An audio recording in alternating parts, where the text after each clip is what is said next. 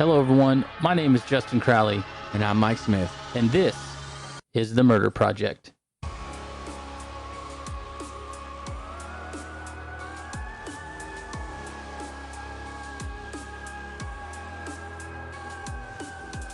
Hello, everyone, and welcome to episode 56 of The Murder Project.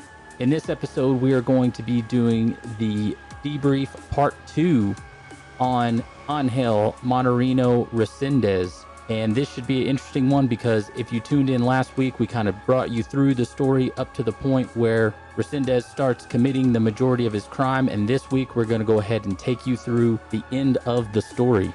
If you're new to the Murder Project, the Debrief is where I sit down with my good friend and former police officer Mike Smith to discuss cases further. In the Debrief, we discuss cases from both sides of the aisle, theories that we might have, and anything that we think needs a second look. The Debrief is an unscripted and off-the-cuff commentary about the cases that we are currently covering. The hope of the Debrief is to break the cases down further, but in a relaxed environment with the true crime that we love, but also some laughter. So, let's get the episode started. Mike Smith in the house. Hey, yay. What's up, my man? I'm just ready to finish this story because now we're getting into just heavier and heavier and heavier. He really starts building a lot of momentum, and he's a scumbag before, but this is where he truly shines all the way up. Oh, yeah. We're starting to get into the... Until it's miserable end.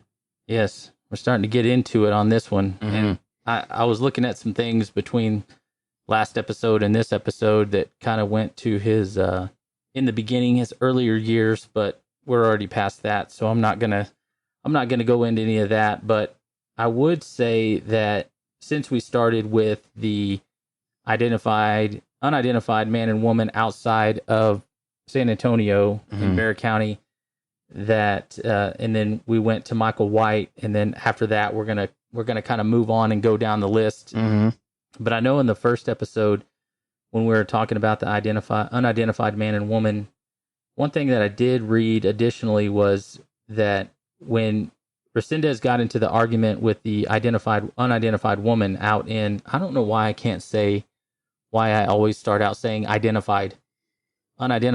No telling, man. There's something in my brain that does not compute. I just did it again. It's long hours, buddy. Yeah, it's like overload. But were you saying that there was some sort of argument between the two that started that whole deal out? With her? Yeah. Yeah, because she didn't respect him. Yeah, and then one thing I did notice that he shot her multiple times. It wasn't just like a boom, don't disrespect me, and then her boyfriend was the black magic guy. Yeah, that's right. But yeah, apparently from what I understand, the unidentified body was found, and she had multiple gunshot wounds. So that's all the additional information I had on that one. And then with Michael White, he was actually found out in the yard of the house in San Antonio, also shot multiple times. Whoa, wait. And then because in the original one, it says that he was hit with a brick. So yeah. I wanted to bring that up because you and I were talking a second ago about I mentioned in the first episode that there were a lot of stories about Resendiz himself. I even found articles that were under different names that matched up to him, but I wasn't able to clarify that was one of his aliases. And so you and I were talking about before that, because in this one, it says Michael White was shot multiple times. And it's like, if you look at this one over here, he was hit in the head with a brick. Wow, which one is it? So I believe that the way that I've heard it several times is that he was, in fact, bludgeoned to death with a brick. That's what I have heard. In multiple sources. But then if you go over to another source, it's like... Yeah, that is a really unfortunate part of when you're looking at any type of true crime in the pastest of tenses, because you just keep running into different stories in every podcast I listen to, and every article is different. Oh, yeah. It could be a day, it could be days, definitely times, definitely names. It's always something. Yeah, because in this instance, I brought two different articles, and Mike and I were going to look to see if they can match up, and they just don't. No, they don't. I can already see, we already saw multiple dates. Yeah. They're off by 1 or 2 days. Yeah. how someone, how they died, weapons that were used, like, or what I was going to say is cause of death, anything like that. It's like it gets... Yeah, because a really big part of Resendiz's pathology is that he's taking advantage of his environment. Right. He's using what he has available. He's not going there, with a knife and a hockey mask. He's not going there he's using what's available. He's very opportunistic. Right. And so that's why we spoke so much about Michael White's demise, because it implies that he didn't, he wasn't sure he was going to do it till he found something to be offended by. Exactly. And then he found something to kill him with, and then everything kind of added up together for him to go ahead and kill Michael White and his previous victims to this point, because what we're going to see when we move to the next murder, Jesse Howell, is that it is another, it's 6 years later. Mm-hmm. And so before we move on, I just wanted to point that out, because I know that if you've heard anything about this story before, as I mentioned in the last podcast, you may be thinking like, hey, I don't think that matches up with what I've heard, or something sounds a little off, or just know that we've looked into it and it's like, it's a flip of the coin as to which one you trust is right as being the most accurate, unless exactly. I literally just read from a book, I guess. Mm-hmm. And we ain't got that kind of time. I don't right now. Not at all. Not even close. We are going to move on. We just wanted to point that out, but we are going to move on to Jesse Howell. This is a male, 19 years old, and the date at which he was murdered is approximately, I'll just say, March 23rd, 1997. And that's nearly 6 whole years between incidents. Yeah. For Resendiz. Yeah. Which we've talked about several times and even mentioned in the last episode. I just don't see that happening, but continue. And so this murder, and it's actually this one's actually another double homicide in Ocala, Florida. It's going to be Jesse Howell and Wendy Von Huben.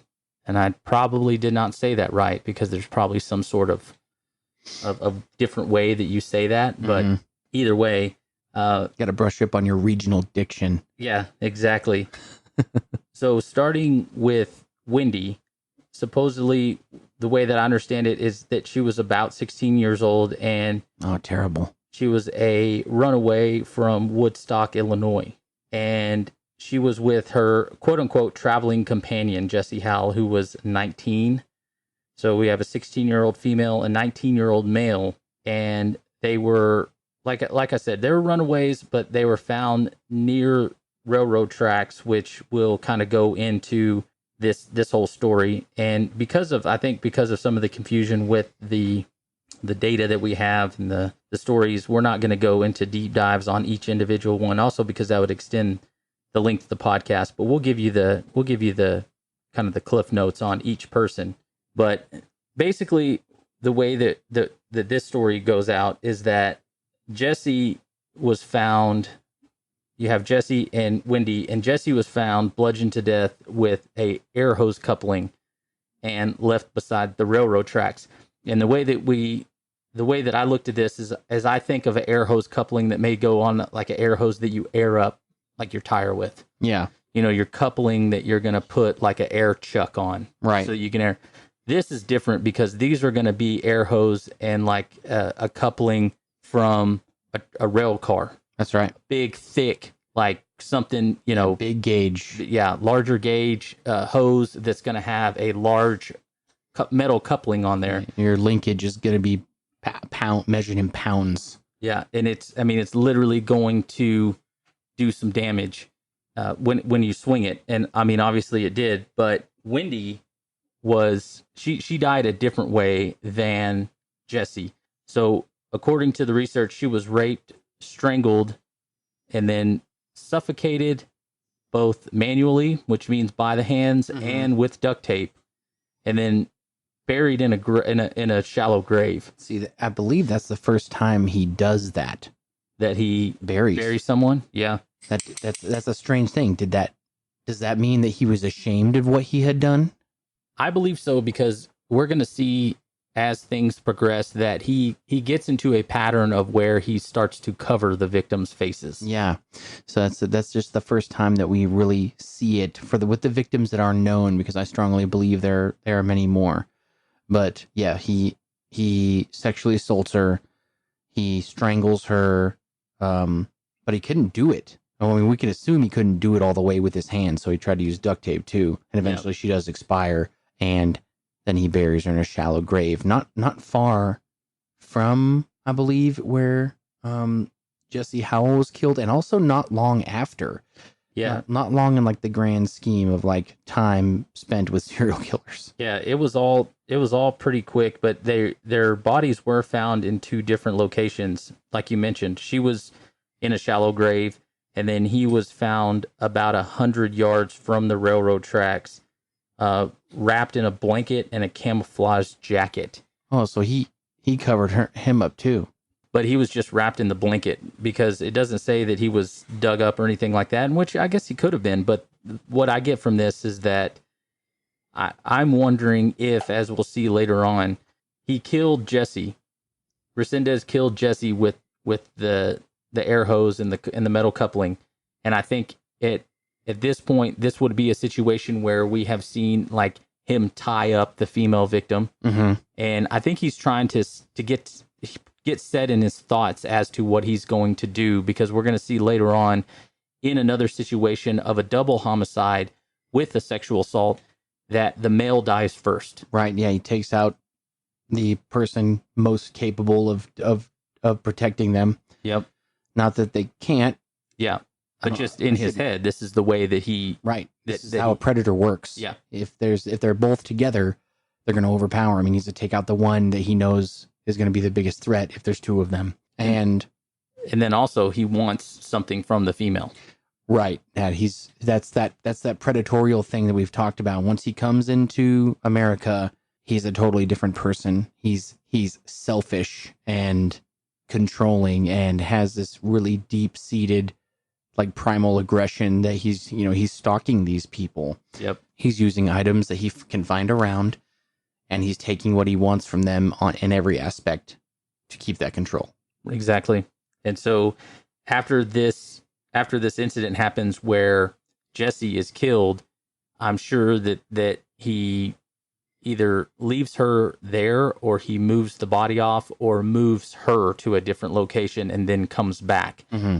But either way, I believe Jesse Howell is killed immediately after he surprises them. And usually his typical MO is to tell people that he doesn't want to hurt them, that he just wants their money or their belongings. Right. That he just needs something from them. He gives them this kind of false sense of security, even in this moment where all of these victims are probably panicked. It's like it's a way to disarm somebody whose hackles are up. Yeah. And then it's very deceptive. He immediately attacks the male and usually kills them. And then, like in this situation here, he sexually assaults Wendy, and then he kills her. Like once he got what he wanted, and then in most situations he also takes some sort of their belongings, like we've talked about. That he goes through the things, he takes what he wants, and then he leaves the rest. And then in this situation, like you mentioned, it's the first time he buried the body, one of the victims, and then in the other instance, he also moves one of the bodies and covers it. So he's making a little bit more of an effort, I think, to get away, because the bodies are starting to pile up, and that's just what we know about. He could be thinking in his head at this point that instead of, being 4 or 5 in, he could be 10 or 15 deep at this point. Because, as you mentioned, from San Antonio, 1991, to Florida, 1997, he's already basically changed up everything about, because in the unidentified woman, we don't know about a sexual assault. Right. Yeah, it was too decomposed to tell. Right. We just know kind of that there was some sort of argument. She disrespected him and he killed her. And that's all said by him. So we don't even know if that's true. Right. And then he kills her boyfriend. Went and found him and killed him. Then we fast forward back to San Antonio, where he bludgeons Michael White to death with a brick, leaves his body, and then all of a sudden, 6 years later, we have no idea what he's doing during this time, but he immediately goes to the rape and the murder. Yeah, and moving to like dual victims that are together presently. Yeah. It's also the first time that happens. Yeah. Like they're together when he attacks them. And he's confident enough by 1997 to take that head on. So I just fail to believe that he did nothing for almost 6 years. I don't think so. And I know that during this time, there's probably going to be some scenarios where you can go back and look and find connections with him being probably caught by Border Patrol or INS or whatever you want to call it and deported back to Mexico, because it was just so many times. Right. But still at this point, they're not ever making that connection as far as Resendiz and these crimes. Mm-hmm. And we're going to see that this is actually going to work out in his benefit, because he's going to be able to continue to do these things for a while. And when we go from 91 to 97 without much, and then you're going to see from 97 until he's captured, it's pretty heavy. Mm-hmm. And so that's why Mike and I don't believe that there was a stop in any of this.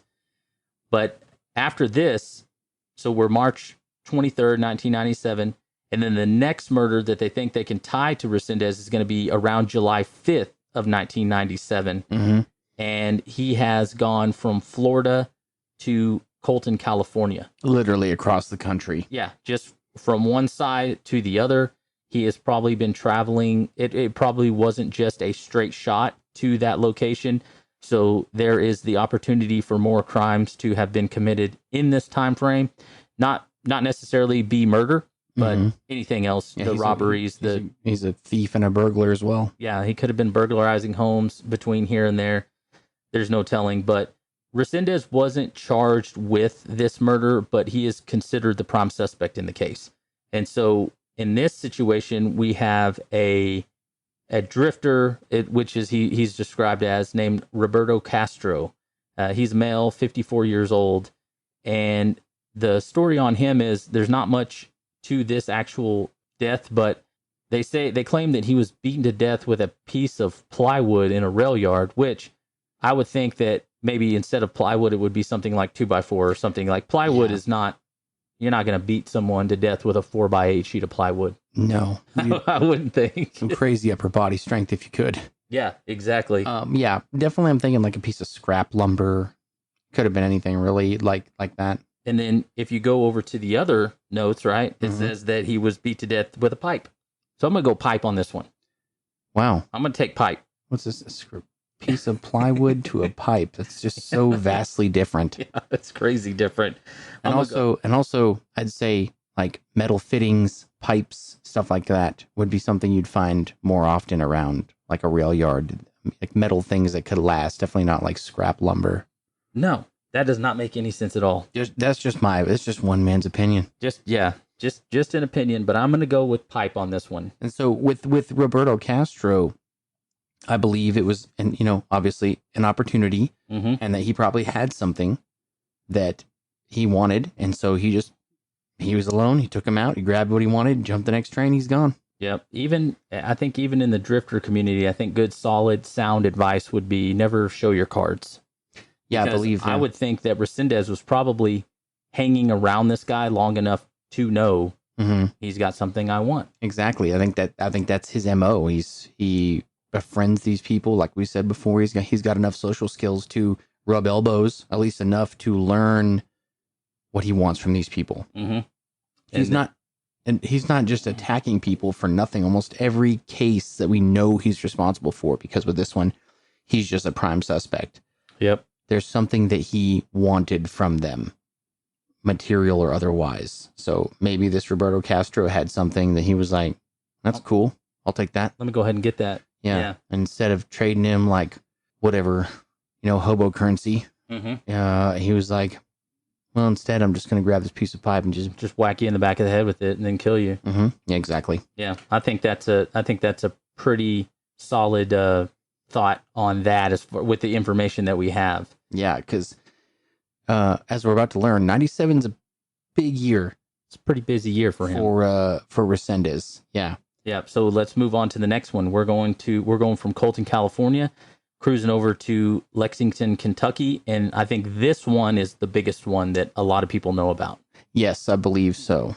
And we are going to be talking about Christopher Meyer and Holly Dunn. Holly Dunn, right? And this happens, like I said, in Lexington, Kentucky, and this is August 29th, 1997. So not even a whole 2 months later. Yeah, this is a month and some change later. He's gone from California to Kentucky. Mm-hmm. He's going back across the country. Right, he's heading east. And so the story with this one is that Christopher Meyer and Holly were both students at the University of Kentucky. And the way that I read the story is that it was like the second day of school. Like school had just got back. It's August 29th. So it's the second day of school. It's on a Thursday.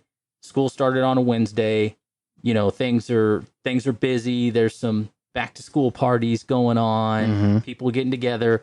And so Chris and Holly go to this kind of back to school party. And while they're there, they think to themselves that it's not, you know, they've been in a dating relationship and they're like, this isn't that fun of a party. Yeah. So Holly, who's 20, Chris is 21, but they grab some beers and they put them in a backpack that I guess Christopher's carrying. Mm-hmm. And they decide that they are going to walk down the railroad tracks away from this house and crack a couple cold ones and just engage in conversation between themselves and just kind of get away from the party.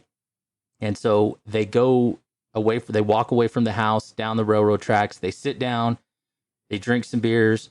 Holly doesn't recall how much time passes between them leaving the house and then them deciding to leave the railroad tracks where they're hanging out at and talking. But anyways, enough time has passed that they decide they're going to go back to the party. So when they go back to the party, as they're walking next to the railroad tracks, Holly says that she passes a large electrical box. Is the way that she describes it. And yeah, this was a detail that just haunted me the most. When I first learned about this case, is what's hiding right behind that electrical box. Yep. So right after they pass it, Holly says that she realizes that a man has stepped out from behind the electrical box, and she is not sure if he was holding a screwdriver or an ice pick, but it's something that looks, you know, similar to that. Yeah. If not one, then the other, perhaps. Enough to be threatening. Exactly. And then he gives them the line that he wants to rob them. Mm-hmm. He wants their money. And Holly tells him, she's like, we don't have any money. We're two broke college kids. Mm-hmm. And so he's like, okay, well, then he wants to go through their back because Christopher has this backpack. Right. And so Christopher gives Resendiz the backpack, and Holly's trying to kind of explain to him that whatever he wants to take, he can take it. Yeah. Because she says that she is obviously panicked, and she can tell from Chris that he's also panicked, and they're both looking at each other trying to figure out what they can do, you know, to get out of this situation. So Holly says that she offers Resendiz credit cards or bank cards or the keys to their car. Yeah, says, anything. Hey, our car's just right up the street. You can have it. You can take whatever you want and you can keep it. And then it's at this time when Holly is trying to reason with Resendiz that he notices that Resendiz is tying Chris's hands behind his back. And she's like, okay, this might be going in a different direction. Oh, the horror. So he ties Chris's hands and feet, and then he ties Holly's hands and feet. And then he goes through the bag, and then he walks off. And so when he walks off, they're now proned out they're laying on the ground. Right. And so Holly, when she went to because not only did he tie up their hands and feet, but he also gagged them. But she mentioned that she had stuck her tongue out while he was doing it so that it wouldn't be tight which is a smart move. That's very smart. So as soon as he walks off, she's able to push the gag out of her mouth, and she starts talking to Chris. And when she's talking to Chris, they're trying to like communicate with each other, like how to get out of this situation. And there's some back and forth between the two. I think Holly can get her hands free, but not her feet. And Chris can get his hands or his feet, but not, no. Holly could get her hands free, but not her feet. And Chris is still proned out on the ground. So she takes his gag out and they start talking to each other. And Chris is telling her, like, hey, if you can get your feet free, he's like, you need to go. You need to get out of here. Great advice. Yeah. He's like, if you can get out of here, you go save yourself. Yeah. Get out of here. Save yourself. Let's, if you can go, then you go. God. And at this time, they've lost sight of Resendiz. Yeah. Like he walked off. Like this is straight out of a horror movie. Yeah. It's like 1:00 in the morning. It's pitch black outside. By the railroad tracks. Not too many people cruising around. No. And so she is not sure how long the conversation lasts between the two of them, which I would think in a situation like this, it's probably not long. You're going to be able to have those conversations probably pretty quickly. It's very rapid fire, I'm sure. But in your brain, it's going to probably feel like time is standing still. I mean, total panic. That's, we've talked about the OODA loop before. And like when you're in these high stress moments, those decision-making skills that you do on an everyday basis, you don't even know you're doing, are suddenly, they feel like very intentional. Every little thing that you do, every word that you say, every action you take. That's why I said it feel like a horror movie, because you have no idea what's going on. All of a sudden you're tied up on the ground. Yeah. And you thought this guy was going to rob you, and he did, but then he still tied you up. You're like, what happens now? Let's get out of here. With like, I'm tied up. Mm-hmm. And Holly even is making made that remark, saying like, when they're laying on the ground, she's like, oh my gosh, I can't believe this is really happening. Like this is real, and it's happening to us. And they're trying to figure out how to get out of this situation. But before they could, and that's why I think it might have been not long. No, because before they can figure out what's going on, Holly says that she sees Resendiz walking down the embankment to the railroad with a huge rock in his hand. Oh, Lord. And when I say rock, I mean a 50+ pound rock. Yeah. I firmly believe that Resendiz went to go find a weapon. Yeah. And he did. Such a thing that he could, because we know that he's got the weapon in his hand, a screwdriver or an ice pick or something. But for some reason, he travels off and he picks up a rock. Mm-hmm. So at this time, Holly's probably thinking like, something bad's about to happen. I don't think you could see a situation like that and think it was normal. Mm-hmm. And like it's going to be okay. Something bad does happen, because as soon as Resendiz gets back up to them, he takes this rock that's 50 pounds plus, and he lifts it up kind of pretty high as he can, probably over his head. And then he just drops the rock on Chris's head. That's all as far as the details in that go. Is that Holly says that she sees the rock hit Chris in the face, on his head. Mm-hmm. And I imagine that because of a 50-pound rock, I'm sure it was pretty big. But after that is whenever he flips Holly over and starts to take her clothes off. And she's like, oh, he's going to rape me. Mm-hmm. Like that's what his intention is. That's what he wants to do. And so she starts to fight back, because as we know, she's got the gag out of her mouth. Mm-hmm. And so she's screaming, and he says, hey, he tells her to be quiet, and he produces the weapon, which is strange because he just, he could have stabbed Chris with this weapon, but he doesn't. He chooses to go get the rock. And that, I don't understand that part of this whole deal. But he tells her that it would be very easy for him to kill her. Mm-hmm. And so she realizes like, oh, I don't know if it's going to benefit me to scream. And what she says is whatever is about to happen is going to happen. Mm-hmm. And at this time, he takes the weapon and he stabs her in the neck with it. Right. And that's when she kind of goes silent and lets him do whatever he's going to do. And after he finishes, he proceeds to stab Holly several more times. Right. And he, like this same kind of deal where he stabs Holly, probably, chokes her, does something else. But she says that through the trauma of the beating and the stabbing and all of this, that she probably lost consciousness, and that her breathing was so shallow and labored that Resendiz thought she was dead. Mm-hmm. And so he leaves.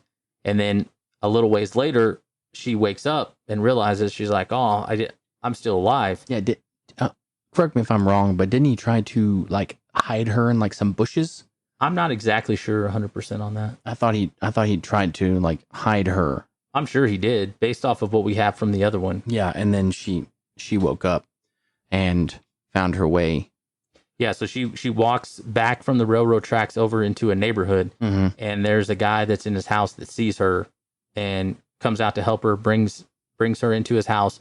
He says that she looks like a boxer after like a really bad fight. Yeah. That's like face is covered in blood, like all the different things. And so he calls the police. The police show up. She's taken to the hospital. It takes her, several days to recover to the point where she kind of starts retelling what happened. Right. And then she asks her dad if Chris died, and he's like, yeah. And so she felt really bad about that. Oh, I can't imagine how horrible. And then, but she gets the opportunity to tell her story and to kind of lay the groundwork for Resendiz's eventual capture. That's right. Yeah. And so far, from the information that we have, Holly is Resendiz's only survivor. That's correct. From the crimes that he was later attached to and convicted of.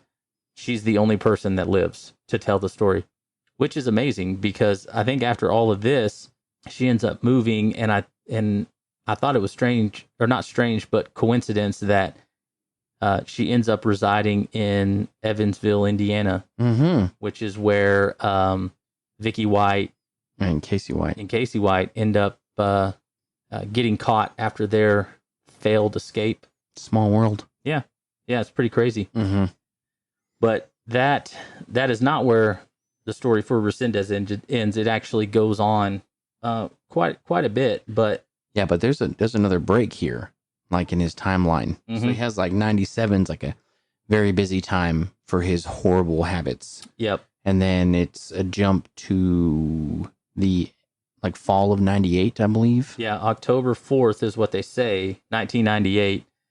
And this victim's name is Leafy Mason. And it is a female, 87 years old. And he has gone from Lexington, Kentucky to Hughes Springs, Texas. And this is one of those situations where in over a year, he's still been traveling around the country. He's still been doing his thing, but this is the next murder that they can kind of Resendiz committed. Yeah, it's his MO. And so in Hughes Springs, Texas, he finds Leafy Mason, and this is another situation where she lives close to the railroad tracks. He stalks her, gets a good feel of what she's doing, that she is obviously an older female, 87 years old. She's by herself. Yeah, lives alone. That's the big one. Yep. And this is going to be, for lack of a better term, this is going to be an easy target for him. And it absolutely would be.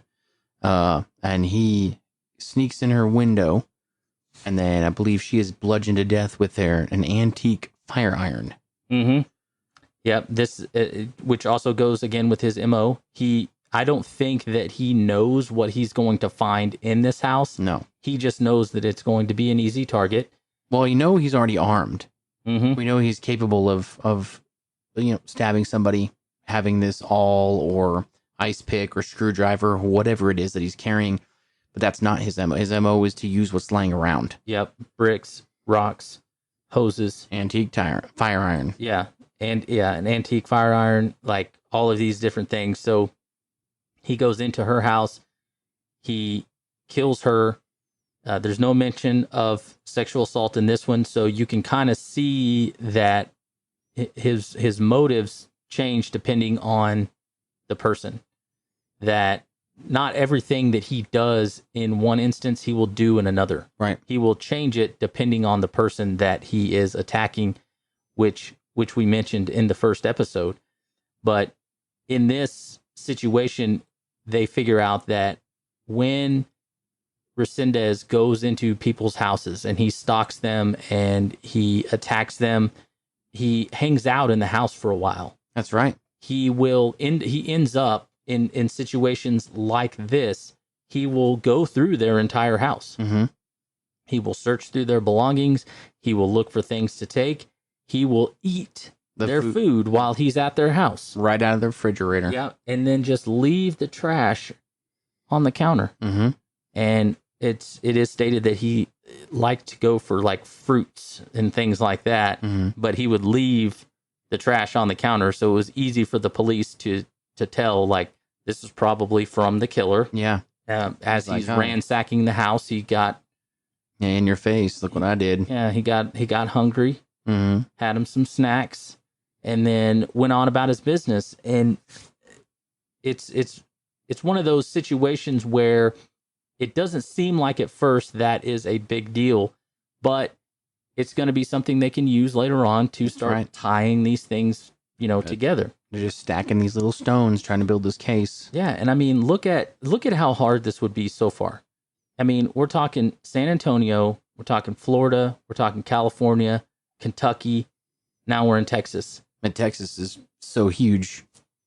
A murder on one side of the state. We're back in Texas, I should say. Right, yeah. A murder on one side of the state to the other, hundreds of miles of difference. Those aren't things you link together right away, no matter what, let alone literally hopping all over the country.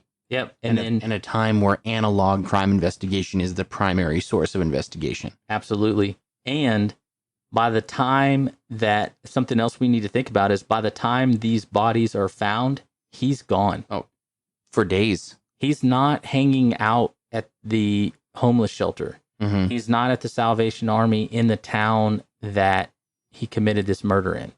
He's gone. He may have been there before. Mm-hmm. He may have been there days before. But you also have to remember that in situations like that, drifters come and they go. Mm-hmm. And the bigger the town that you're in, the more people will come and go. That's right. The less likely it is for someone to be noticed. You're just like everybody else passing through town. And so for him, it works out great because he has the availability to hop a train car and head out of town. He's good at it now. Oh, he's very good at it now. Yeah, he's perfected it for all intents and purposes. He knows exactly what he's doing. He knows what he's looking for. This is a type of predator who picks a target. He can study it for a very short period of time and know that that's already what he's looking for. Yeah, this will be a good take. Or this will be at least a good opportunity for him. Mm-hmm. So then we're going to jump ahead about 2 months, around December 10th, 1998, and all of a sudden, Resendiz is in Carl, Georgia. So 2 months later. Yeah. 2 months and change. 2 months and change. Now he's gone from Texas to Georgia, and there's no telling what happens between here and there. But his next victim is Fanny Byers, also another female, 81 years old. Mm-hmm. And so in this situation, he has 2 elderly females that he is attacking, and this murder is kind of a mirror image of the one previous. So he is going to kind of stalk Fanny, and he is going to see also 81-year-old female. She's by herself, and he is going to go into her house and do the same thing that he did to Leafy Mason, except this time he's going to use what I've heard it referred to as an axe or hammer, but the way that I understand it is that he used a pickaxe that he found at her house. Oh, God. To kill her. And not only did he kill her with the pickaxe, from what I understand, he left it embedded in her body. Oh wow, Like it was still stuck in her when they found her. That's horrible. And if you go to, if you use now if we switch, That's right. I was about to mention it myself. This one's got a bit of a different story. Yeah, it is a tire iron or tire rim. It says it says tire rim. And I mean, you're not leaving that embedded in somebody's body unless you're substantially stronger than the average person. Mm-hmm. But either way, she's killed with a unknown weapon. Mm-hmm. That's all I'm going to say about that. With a blunt or sharp weapon. Yeah. According to these sources, it could be either one. Could be either one. But yeah, I believe I also heard that she was left with like a pickaxe or like a maul. Yeah, type deal stuff. Yeah, that was used in this. But she also lived near the railroad tracks, CSX Transportation Railroad tracks to be exact. And later on, what was strange is that in this situation, Resendiz does the same thing. He goes through her house. He takes item that he wants after the murder's been committed. He takes the items that he wants, and then boom, he's gone. And then later on, there was a Lexington couple that was charged with Fanny Byers' murder, and it was only until Resendiz admitted that he had killed her that the other two were set free. I didn't know that part. It was kind of a that the authorities nabbed the wrong folks, but you also have to think that Resendiz is going to have... Now, I'm not making excuses for any sort of shoddy police work or people that gave confessions that maybe shouldn't have, or whatever the scenario is. But this goes back to Resendiz being in Georgia, which is an area that he has no ties to. Mm-hmm. And then all of a sudden there's a murder, and then boom, he's gone. Mm-hmm. And then the police are trying to piece all these things together, and they end up coming across two unfortunate individuals that took the fall for this. They had some type of link to it, but just not the right one. Right. Exactly. So now move on to the next one. This is going to be Claudia Benton, female, 39 years old, and this happens in December 17th of 1998. So just 7 days. Wow. Later. Just a week later. Yeah, just 1 week later, and he's back in Texas, West University Place, Texas. So he is moving back and forth very effectively because he's already back in Texas, but he's not in the same spot. He's in a different part of Texas. Mm-hmm. And in this situation, Claudia Benton, who is a physician, was at her home, and the way that I understand, the details on this one is that she was at her home by herself, and she had a family and she had a daughter, I believe. Mm-hmm. And her husband, Claudia's husband, took the daughter to go visit relatives for the holidays. Right. And Claudia could not go because she had to work. Right. And so instead of everybody kind of missing out on the family gathering, Claudia's husband and child went to the family gathering, and this is when Resendiz made his entry into her home. And they also live not too far away from railroad tracks, which obviously. Mm-hmm. But what happens is that Resendiz goes into Claudia's home, and he is going in there, I'm sure, with the same purpose as that he had in the previous deaths of the elderly victims. Right. To rob the home.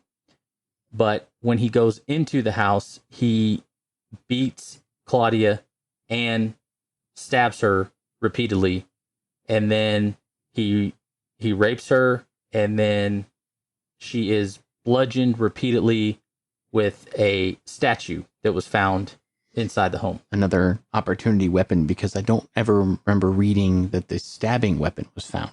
Right. And just, they know that the statue tied into when the police showed up to investigate the crime, they found the blunt object they believed to be the statue that was used in her death, but there was also other things. She was beaten, she was stabbed, she was sexually assaulted, and all of these things take place while her husband and child are not at the residence. Ugh. And I would say thank goodness, but I also think that if her husband would have been there, if things would have been different, he probably wouldn't have. He wouldn't have seen it as such a soft target. Yeah, and gone into the house. I've thought the same thing, and there's no way you can think it on one direction or the other without feeling just bad. Yep. Yeah. And in this scenario, Resendiz steals Claudia's Jeep and he drives it to San Antonio. Yeah, and that's interesting because that's a place he's visited many times, and isn't it also a big junction for railroad, for the rail yards throughout?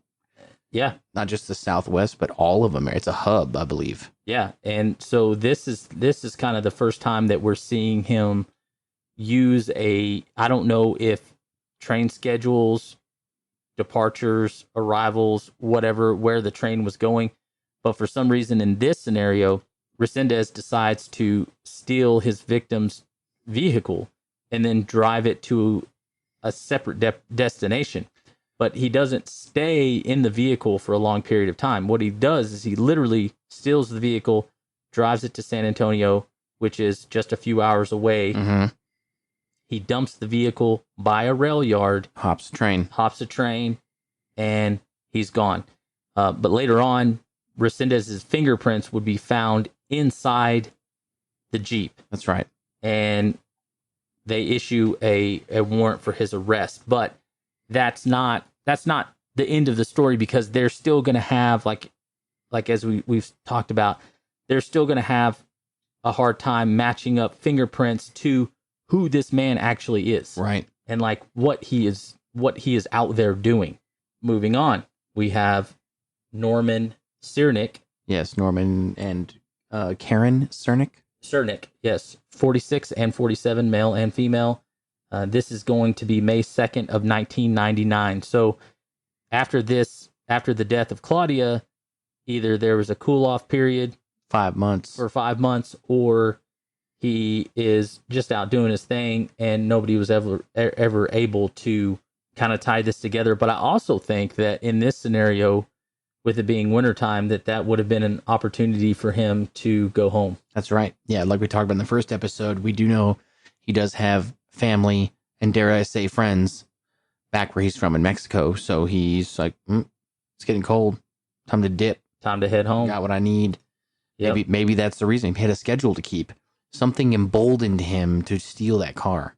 Yeah. That's a huge new addition to his MO. Yep. So it had to be something like that, in my opinion. He was like, oh man, I'm running behind. I'm supposed to be home already, or I only got X number of time to get to my destination. I have to make up time. And that's how he would do it. Yeah. And he would have no idea how long it would take before Claudia's body is discovered. He would have no idea how long it would be before there was a bolo out on the Jeep. Mm-hmm. After they notice that it's gone, it's going to be put out to everybody. This is a murder victim. The vehicle's gone. That's going to be something that's sitting around. But I bet he knew that he would also be gone before they found him in it. Yep. And that's what I'm saying. He had that Jeep, and then he was at his destination, and then he was gone. Mm-hmm. So on May 2nd, he shows up in Weimar, Texas. That's how you say it? What were you thinking? Like a longer A, like Weimar? Weimar? I mean, I don't know. I'm trusting you. You're the local. I'm the import. Yeah, I think it's Weimar. Okay.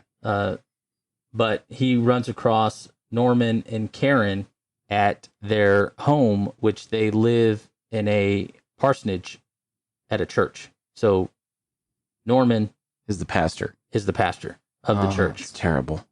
And he scouts them out, and for whatever reason, he decides that they're going to be his next victim, and he enters their house and kills both of them, supposedly, with a sledgehammer. And so I know that the use of hammer has been in several of the kind of different murders that have gone on so far, but he does the same thing. He goes into the house, he kills Norman and Karen.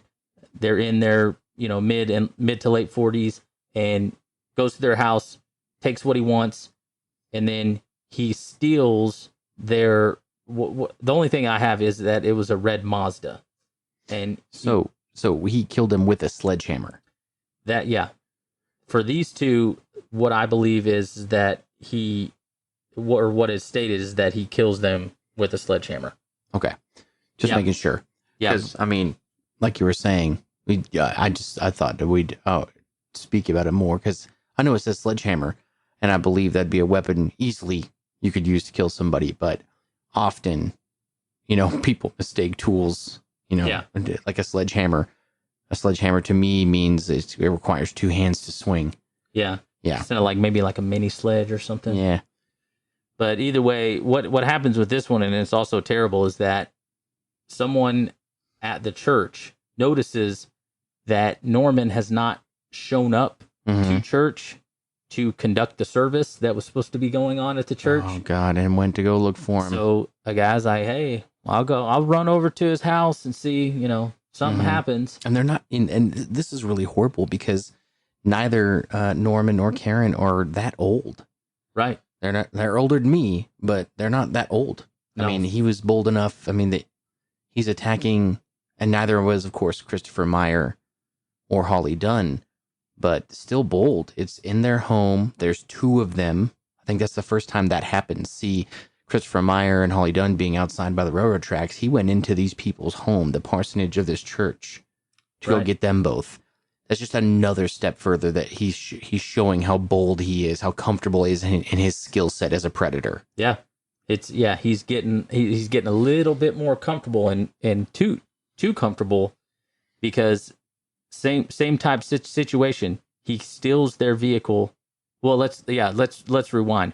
So the gentleman at the church that went to look obviously finds them, and he sees this gruesome crime scene.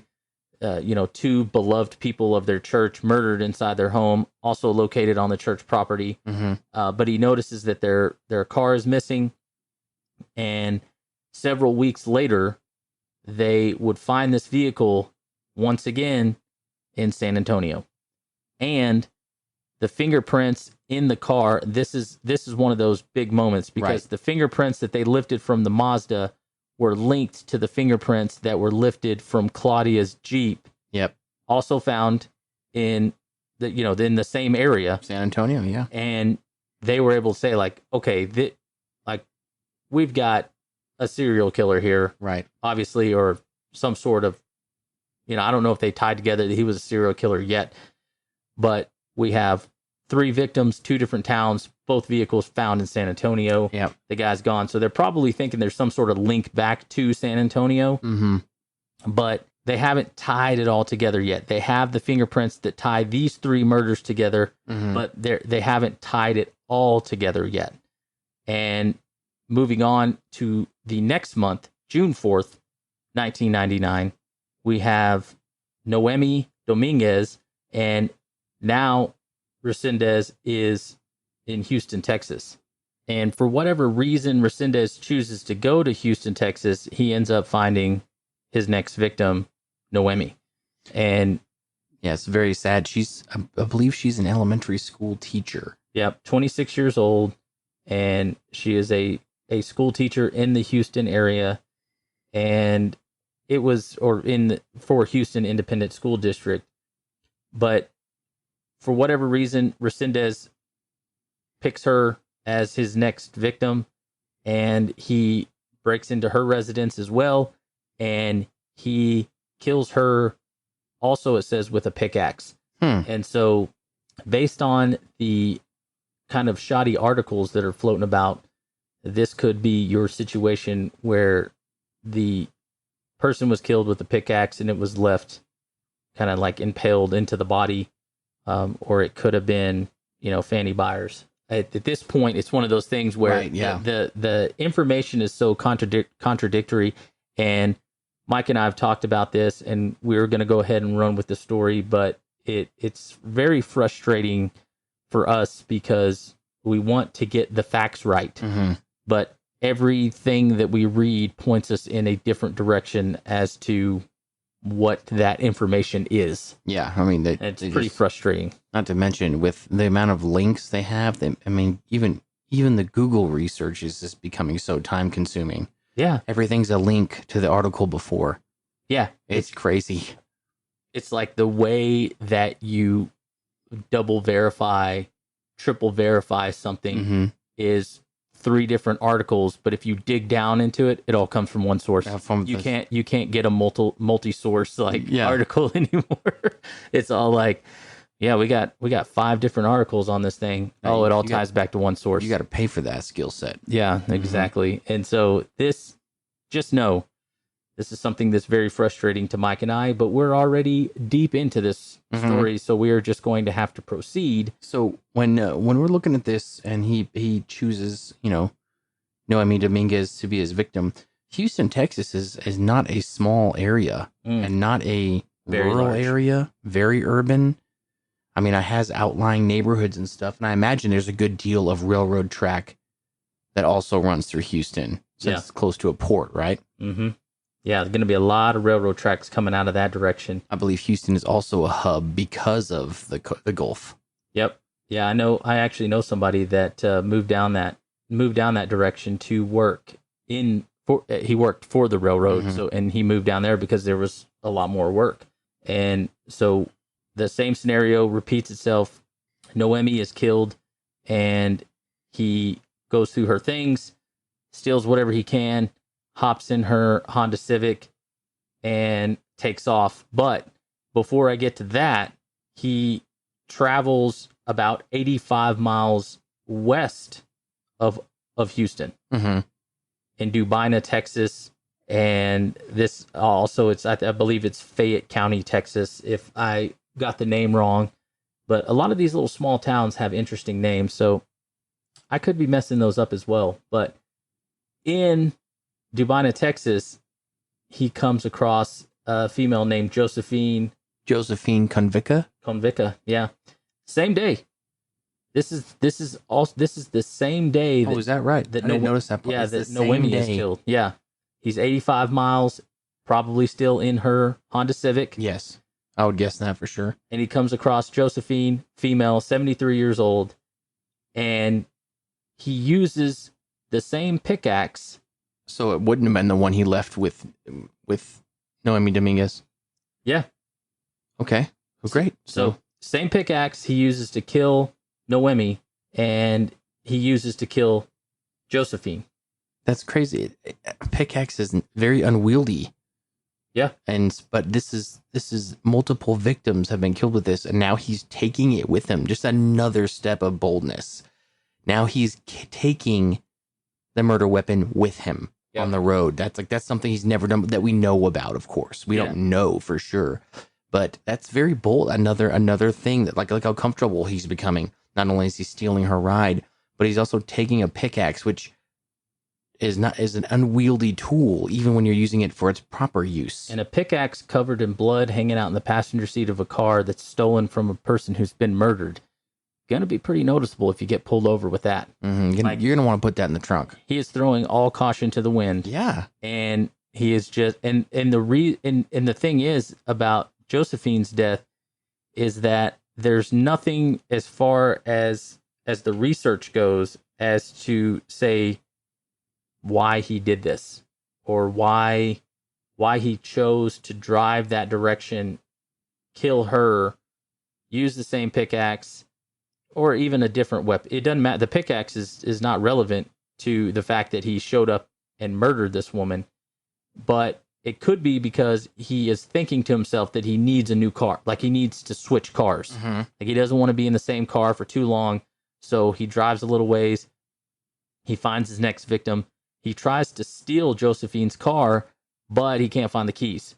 So basically this murder could be for nothing. So we get to do you have something to say? There's a really interesting part here that I'm not too familiar with how to say these names, but I did look up a bunch of these locations.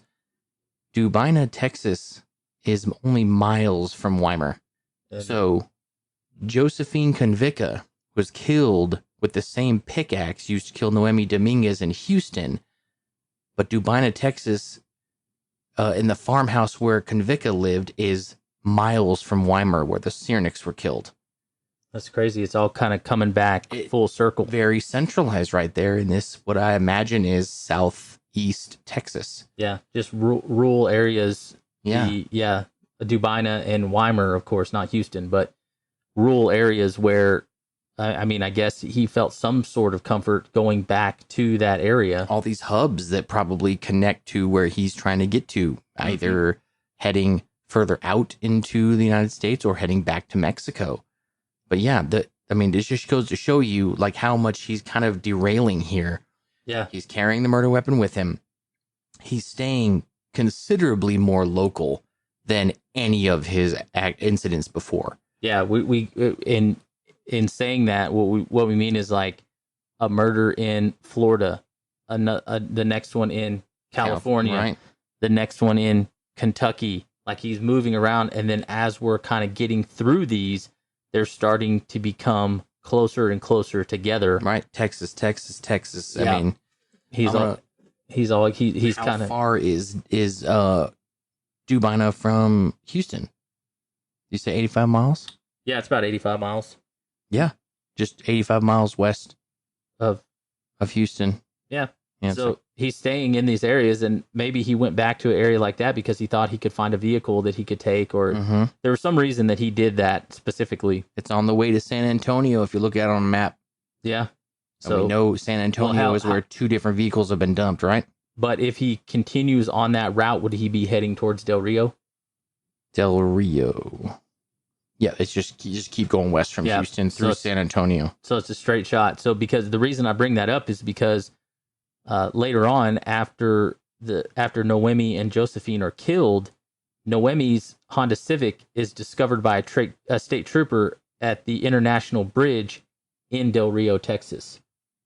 So he took the car all the way across like southern Texas to Del Rio, which is on the border. Yep, it's a border town. This International Bridge in Del Rio, Texas, I have actually been there many a time, because just across the border from Del Rio is Acuña, Mexico. That's right. Yeah, I just saw that. And so if you're from anywhere around that area, especially like where I was from, Del Rio is a destination for high school / college kids, because Acuña is just a party town, border town. Oh, you know that song by George Strait, Blame It on Mexico? That's right. Okay, so the way that song starts out is in a bar in Acuña called Mont Crosby's. That's right. Same place. Oh, wow. It's all the same area. I've eaten at Mont Crosby's before. I was about to ask, have you been there? Oh, yeah. Yeah, been there. And then they had a really cool... what were you up to there? Being very, just looking for crafts. Crafts? Yeah. Yeah. Different, just different things. Mm-hmm. Not anything else. No, nothing illicit, I imagine. No. Cool. Carry on, sorry. Yeah, they had this really cool kind of concert areas called the Corona Club. And if you've ever seen the movie Desperado with Antonio Banderas. So in that bar scene where they get into that big shootout, and there's that large wooden bar area, that's actually in the Corona Club in Acuña. That scene was shot in that bar. Been there many times. Yeah, I still don't like the part that those Rugers fit in his sleeves. I know, but jacket was too well fitting. It's too tight. Yeah, you could have never got it. I mean, it came out too easily. Yeah, great movie, guys. Yeah, very unrealistic. And so they used to have a bunch of concerts there, and a lot of just let the good times roll. And I got to see Robert Earl Keen and Cross Canadian Ragweed there on the same night, which is pretty amazing because, I mean, we're talking about this is in the late 90s. Yeah. So Robert Earl Keen's already pretty big. Cross Canadian Ragweed's up and coming. That's right. And I got to see him at the same time. Holy cow. And nothing illicit was happening. No, not at all. Nice. Just keeping it clean. I like that. Just some kids, good kids having a good time. That's right. Enjoying the heat with no iced beverages of any kind. No. Just water. Just water and tepid water. And like virgin daiquiris, things like that. It was a lot of fun. Yeah, sorry, I derailed a little bit, but nobody ever brings up a Mexico story when they were drinking tepid water. No, we had a lot of good times there. It was a lot of fun. But anyways, so right there on the border in Del Rio, Noemi's car is found, and they're picking up on, at this point in time, they're picking up on what's going down. Right. Everything's starting to get tied back together a little better. they're starting to figure out and put together Resendiz and his aliases match with his fingerprints. If you go back to the first episode we did, where Mike was talking about how investigators, state trooper, Texas Rangers, Yeah. everybody's kind of like getting involved in this, and they're actually reaching out to places that have murders with similar MOs, saying, see if you can match these fingerprints to any evidence you might have found, or, you know, whatever.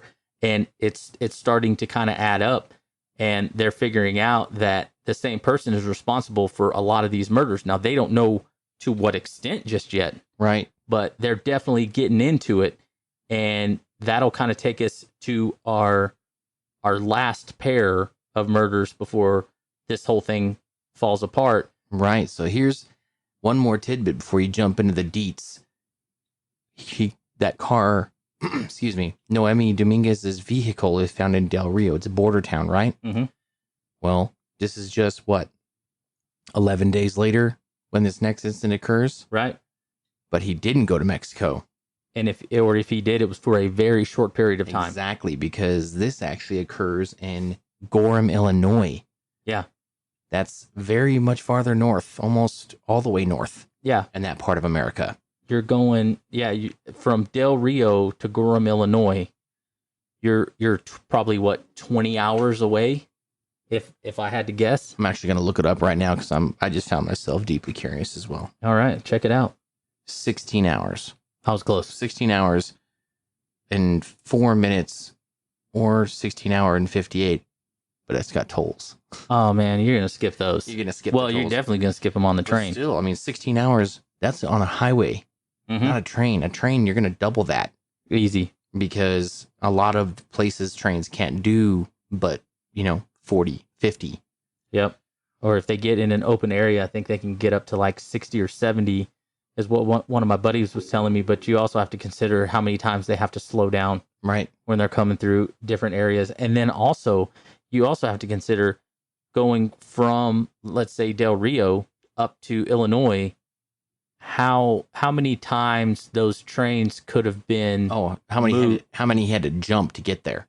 Right. It couldn't have been the same one, because they're going to be switching trains as they're going through destination points. So you're right. I only bring that up to say that I don't believe he got there in a day. I believe his trip to Gorham took several days. Yeah, at minimum. Right. And that we may not even know if that was his destination, of course. That's just where this next incident took place. Go ahead, man. Yeah, but so once he gets to Gorham, Illinois, he stalks out another person.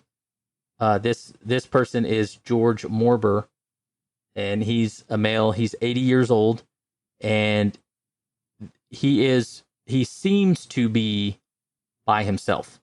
I know he does live by himself, and that's why I think Resendiz kind of went after him, because he's a older gentleman.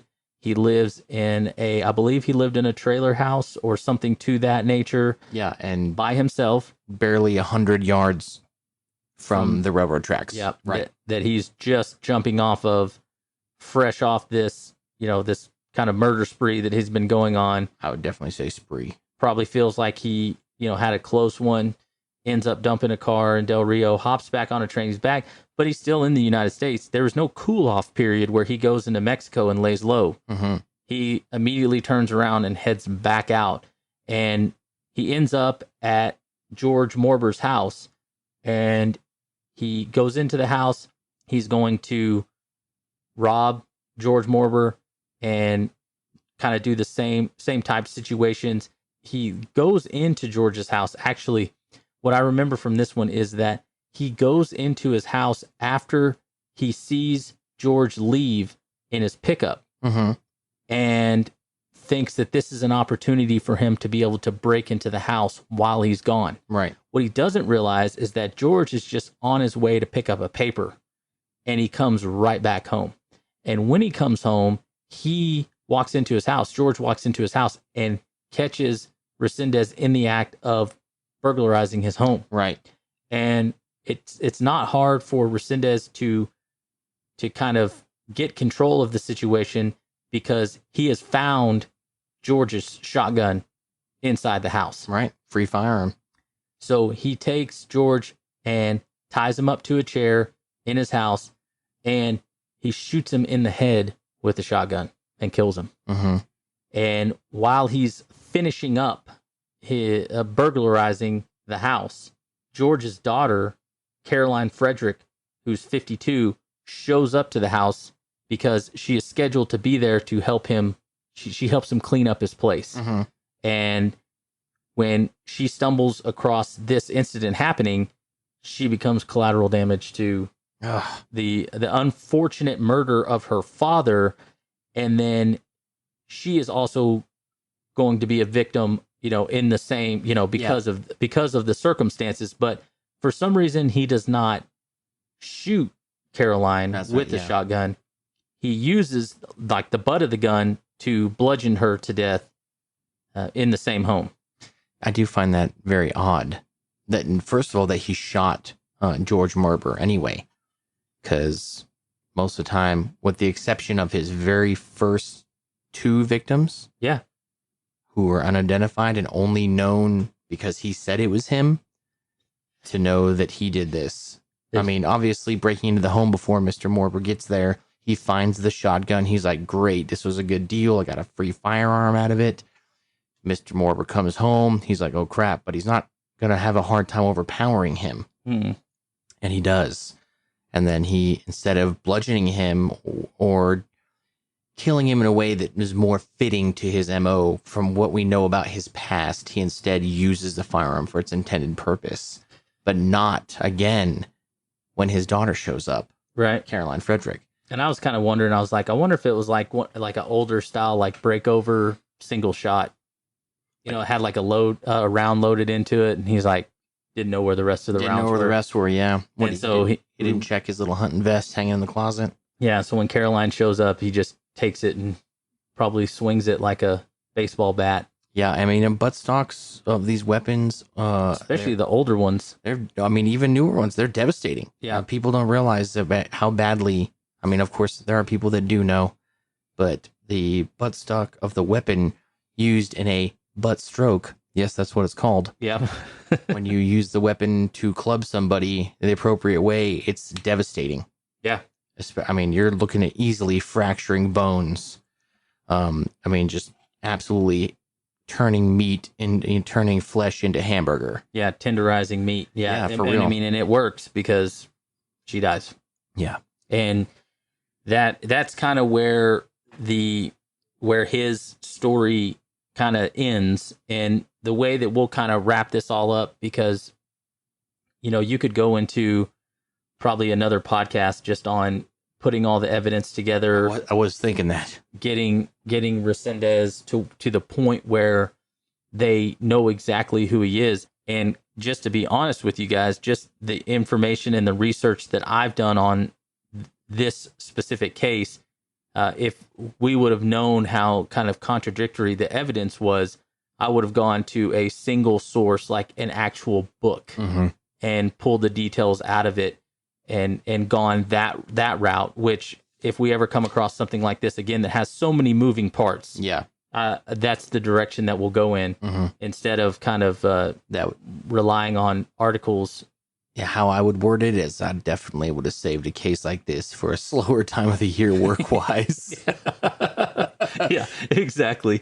Yeah, exactly. Where we had a little bit more time to look into it. Yeah. And kind of fact check some of this stuff, because it didn't end up working out in all areas. But the gist of this story is true. The things that the people that died, the locations, close enough on the dates, iffy on the weapons. Yes. But for the majority of the content for this, it is correct. That's right. There's just a few things that I wish that we could have squared away as far as the details go. And that's okay. You live and you learn. This was a big case. We both wanted to do something like this just because we both get in here together. We can talk through it. It's a long case. But if you go back to even something like Tom Brown, I mean, that was months. Yes. That was months of research that went into us doing the Tom Brown case. And this could have easily been one of those ones that was similar to that. I agree.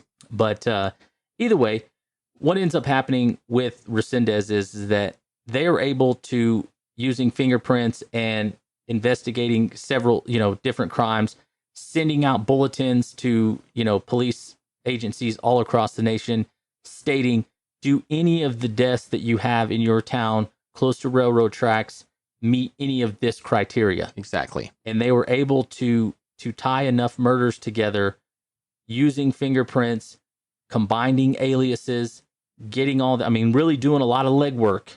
And basically, Resendiz ends up on the FBI's most wanted list. That's right. And all the Texas Rangers, which are a branch of the Department of Public Safety, Texas State Troopers, they're also looking for Resendiz because he's got a pretty significant body count in Texas. He does, yeah. And so they're also looking for him. And one of the resources that they go to is Resendiz's sister. And I believe her name is Manuela. I believe that's correct, yeah. And they use Manuela to try to get to Resendiz. And she is a little hesitant at first because she does not want to turn her brother over to the police. Yeah, I think initially she's just in denial, like anybody would be. Yeah. And then they're like, no, we know it's him. We found fingerprints, or whatever proof they decided to offer. And she was still like, no way. No way. Yeah. And he's so nice. Yeah, exactly. Like we talked about in the first one, he's got this, it's two different lifestyles going on. He has everybody that knows and loves him is completely confused about the information that they're hearing about him because it doesn't match up with the person that they know as, Resendiz. They're like, no, there's no way. There's no way he would do something like that. But a Texas a Texas Ranger named Drew Carter actually convinces Manuela to talk to Resendiz and convince him to turn himself in because they know that this is only going to end one of two ways. He's either going to end up in jail or he's going to end up dead. Right. Both will come about. But they don't want Resendiz to kill anybody else. And then Manuela basically comes to the realization that if her brother is not killed by the police while he's on the run, he is going to continue to kill other people. That's right. And so she convinces Resendiz to turn himself in the United States because after the Gorham, Illinois killing, he leaves the United States and goes back to Mexico. Right. And she basically tells him, like, the Mexican authorities are looking for you. Yeah. Well, what's going to happen if they find you? You're going to die. You're going to die. If you come back into the United States and you get into some sort of situation with the authorities over here, they might kill you. But I've talked to this Texas Ranger named Drew Carter, and he says that if we arrange your surrender, he will guarantee me that nothing will happen to you and you will safely be taken into custody. And basically what happens is that on a bridge connecting El Paso, Texas with Juarez, Mexico, Resendiz does meet with his sister, who is said to have been accompanied by a spiritual guide, and the Texas Rangers, and they take Resendiz into custody. And once they get him into custody, he kind of gives...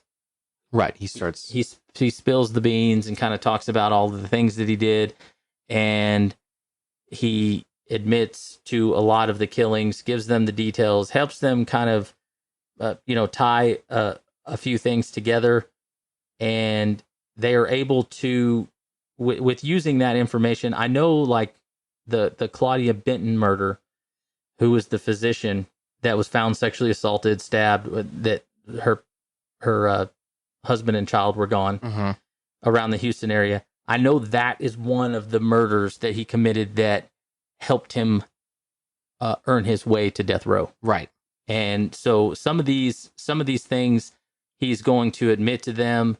They're going to basically close the case out based on the confession.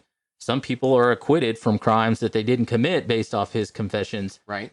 But either way, Resendiz he's not going, because he turned himself in, and because he, I'm sure, feels real bad about what he did. No, not at all.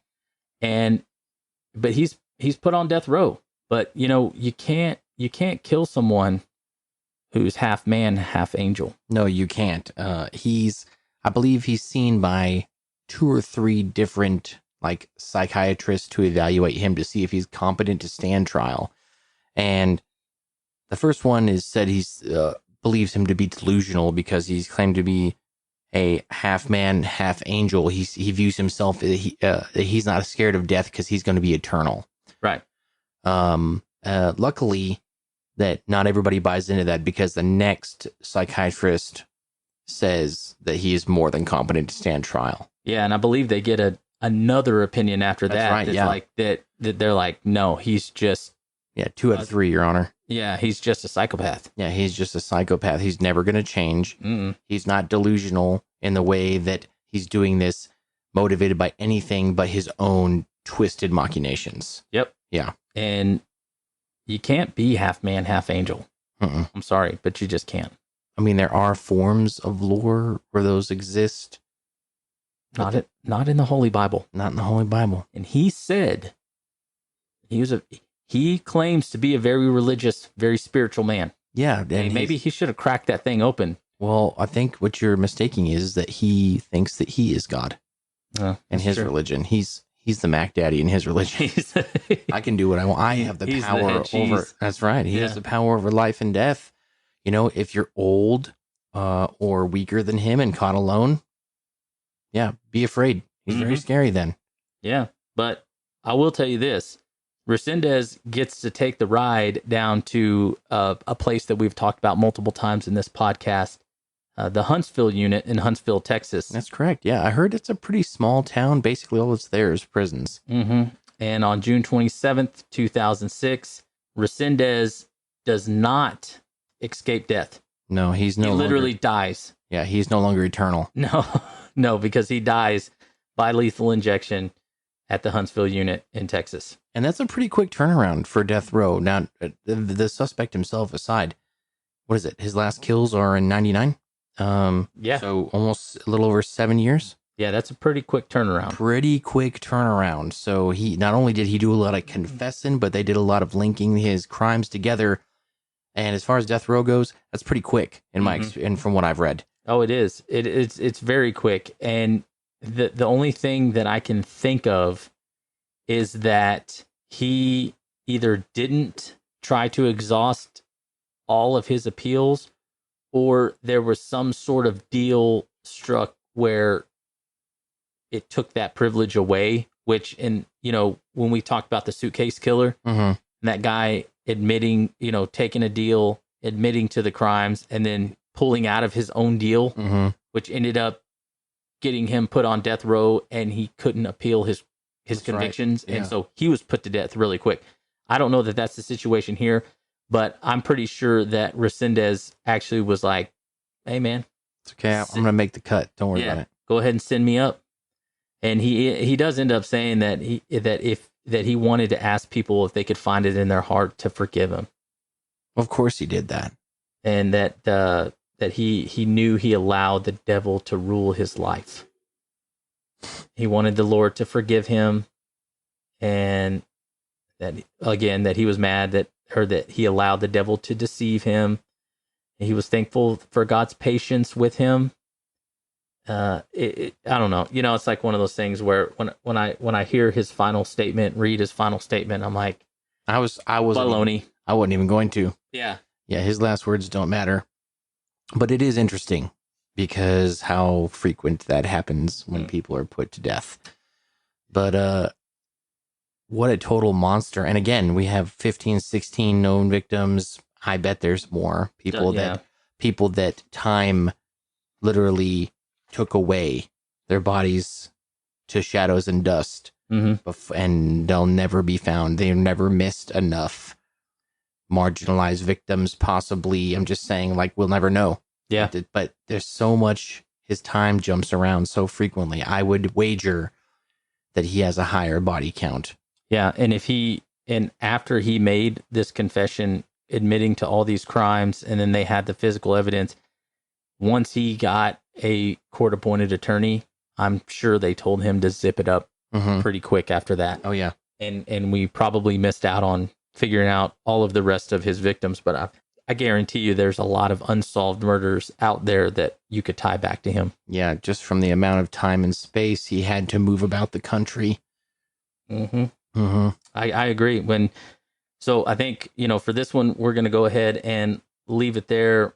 You guys kind of got the gist of the story, and we really wanted to do this one. We're glad we went ahead and got it, checked off the list, despite the other things that kind of came up in there. And Sure. And we thank everybody for being patient with us with our schedules, and also, sticking with us through, some of the ups and downs of our personal lives that kind of go into our podcast life. Yeah, thank you. I really appreciate that. It's not easy for anybody to enjoy a hobby when they work so much. So I'm sure many of you also understand what we're talking about, but we do very much appreciate your patience. And also, like normal, if there's anything we missed or something, another factoid that you have, anything like that, let us know, because yeah, and I'm sure there might be a handful in this one. Yeah, I know. Based off of the, like I said, I apologize. Like I say, okay, some of the research didn't pan out, and I didn't have enough time to cross-check it with some other things. And when I was doing that, I realized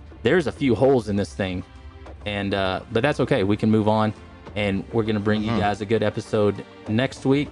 We'll probably go back to the original format. I'll come back and do an episode, and then Michael joined me the week after that, and we'll keep this thing rolling. So thank you guys so much for tuning in and listening to this episode. We will talk to you guys soon. Goodbye. Bye. Thank you guys so much for tuning in and listening to this episode of The Murder Project. Our numbers are going up, our downloads are going up, and we have you guys to thank for that. If you're looking for us on any of the social media platforms, you can find us on Facebook. We're at The Murder Project, or you can type in facebook.com/podcasttmp. If you're looking for us on Instagram, we are at The Murder Project. And if you're looking for us on Twitter, we are at The Murder Pod. Also, don't forget, go over to whatever platform you're listening on, hit that like button, hit that subscribe button if they have it.